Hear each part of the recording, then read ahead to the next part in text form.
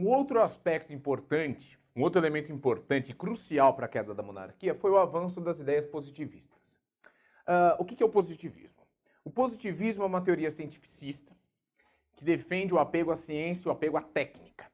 Foi desenvolvido na França por um filósofo chamado Auguste Comte, muito influente aqui no Brasil. Aliás, a influência francesa, a influência cultural, a influência intelectual francesa era, e ainda é, de certa forma, bastante influente no Brasil. Bem, o que o positivismo defendia? A ideia de que as chamadas ciências experimentais, como, por exemplo, a física, a matemática, eram ciências por excelência para adquirir o conhecimento verdadeiro. E eles pensavam em aplicar estas ciências experimentais nas ciências humanas, ou seja, na relação do homem com a sociedade. Então seria possível ter um conhecimento exato sobre o comportamento da sociedade, do homem, e, segundo os positivistas, era preciso um Estado forte, um Estado centralizado, capaz de interferir na sociedade, de modernizar a sociedade, capaz de conduzir essa sociedade à ordem e ao progresso. Que no século XIX, os intelectuais do século XIX entendiam que a civilização, o progresso, era algo inevitável. Ou as nações se adaptavam a ele por bem, ou seriam atropeladas por ele. Então havia uma discussão no Brasil em relação a essas questões. O Brasil precisava se civilizar. O Brasil precisava caminhar para o progresso. E havia um problema para as nossas elites. Que as nossas elites viam a população brasileira como uma população que não estava preparada para o progresso. Uma população que era vista como um obstáculo para esse progresso. Porque era uma população, em grande parte, constituída por escravos, ex-escravos, indígenas e uma população mestiça, que historicamente foi marginalizada e era uma população empobrecida. Essas questões raciais, de inferioridade racial, essas questões todas, eu vou discutir nos nossos próximos vídeos quando eu for falar de imigração e um projeto de embranquecimento da nação que foi colocado no século XIX. Bom, mas o que o positivismo quer? O positivismo quer um desenvolvimento do país mediante a ordem, mediante o progresso, para atingir a civilização, mediante um governo forte, um governo esclarecido. E mais, os positivistas vão ver a república, o ideal republicano, como um tipo de governo mais superior do que a monarquia. Porque a monarquia, de certa forma, ela por ser hereditária, por fato de ter um governante que assume o trono após a morte de seu pai e ele nasce para ser rei, fica ainda uma coisa associada ainda a uma espécie de um direito divino, a uma certa intervenção de Deus, como muitos defendiam, que o rei era rei por vontade divina. Para os positivistas, o governo deveria ficar nas mãos dos homens, que mediante um progresso, mediante a civilização, a república seria algo mais progressista. E mais, os positivistas acreditavam que era preciso acabar com romper com boa parte do passado brasileiro. Seja a monarquia, seja diminuir a influência da Igreja Católica, seja acabar com a escravidão, romper com essas questões, com essas amarras que nos lembravam o período colonial. A escravidão é fácil de pensar como que ela nos ligava ao período colonial, porque ela começa no século XVI. Isso vocês sabem. A Igreja Católica também. A forte influência da Igreja, a ligação da Igreja com a coroa, vem do período colonial. Mas e a monarquia? A monarquia também vem do período colonial. Primeiro, que quando Portugal se estabelece aqui, os portugueses eram uma monarquia. Tá? A coroa participou da colonização brasileira. E uma questão. Você sabe que a monarquia brasileira era uma herdeira da monarquia portuguesa.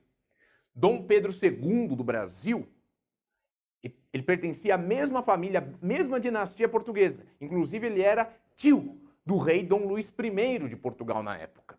Então, quer dizer, para muitos republicanos, para muitos positivistas, romper com a monarquia significava também romper com um laço que nos ligava a Portugal. E Portugal representando a antiga metrópole, o período da colonização. Então o positivismo ele vai começar a defender um novo Brasil, uma mudança de ares. E as ideias do federalismo também vão nessa sequência, porque afinal de contas o Brasil tem que se espelhar nos Estados Unidos, que dê autonomia para os seus estados. E os Estados Unidos são grande potência. Então todas essas questões vão começar a ganhar força em uma época de transformação econômica e social. Como o positivismo defende a mudança da sociedade, isto começa a ganhar força em um contexto onde as questões sociais, as questões econômicas estão mudando no país pós-década de 1870. A cafeicultura, a construção de ferrovias, o desenvolvimento das cidades, o desenvolvimento de infraestruturas urbanas, iluminação pública e transportes, a imigração chegando, a escravidão sendo questionada. Então, uma série de mudanças acontecendo vão dar força, vão criar um contexto propício para o desenvolvimento de ideias que também pensavam numa mudança no país. As primeiras ideias de Augusto Comte chegam no Brasil em 1840, ou seja, a época do golpe da maioridade, mas elas ainda não tinham tanta força. Elas vão começar a ganhar cada vez mais força pós-1870, justamente essa época de transformações econômicas e sociais que vai levando o desgaste da monarquia. Um ponto importante aqui é o seguinte: como o positivismo defendeu um apego muito forte à ciência e à técnica, essas ideias acabaram se tornando bastante sensíveis aos militares. No Rio, havia a escola militar, que era uma escola de formação de engenheiros, uma escola que ensinava matemática, física. O ensino de engenharia no Brasil começou em 1810, com a criação da Escola Real Militar. Essa Escola Real Militar ela foi separada em duas escolas, em 1874. A Escola Militar, que formava engenheiros militares, e a Escola Politécnica, que cuidava de engenharia civil. Boa parte dos militares do Rio de Janeiro estudavam nessa escola militar, defendiam teses, inclusive eram chamados de generais doutores, marechais doutores.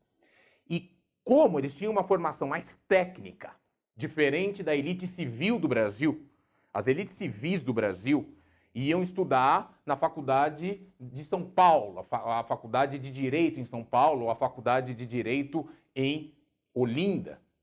Essas faculdades de direito elas foram criadas para formar as elites que governariam o país. Ou então estudavam nas faculdades de medicina do Rio de Janeiro e da Bahia. Agora, os militares tinham essa formação mais técnica.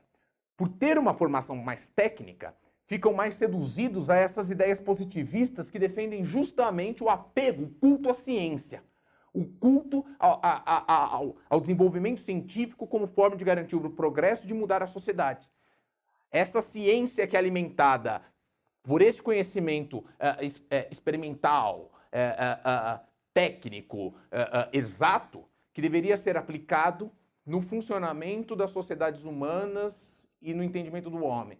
Então os militares acabam se tornando cada vez mais seduzidos com essas ideias. Entre eles, um professor de matemática desta escola, que foi Benjamin Constant, que foi um dos principais líderes da implantação da República no Brasil. Então veja, os militares querem maior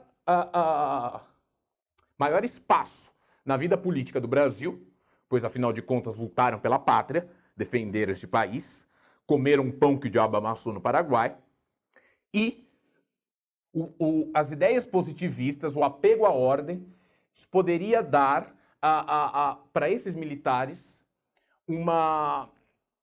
todo um referencial teórico para poder interferir no país, para conseguir, a partir da ciência, a partir do progresso, fazer uma mudança na sociedade brasileira. E essas ideias ganham força em um contexto de mudança econômica e social que o país passava.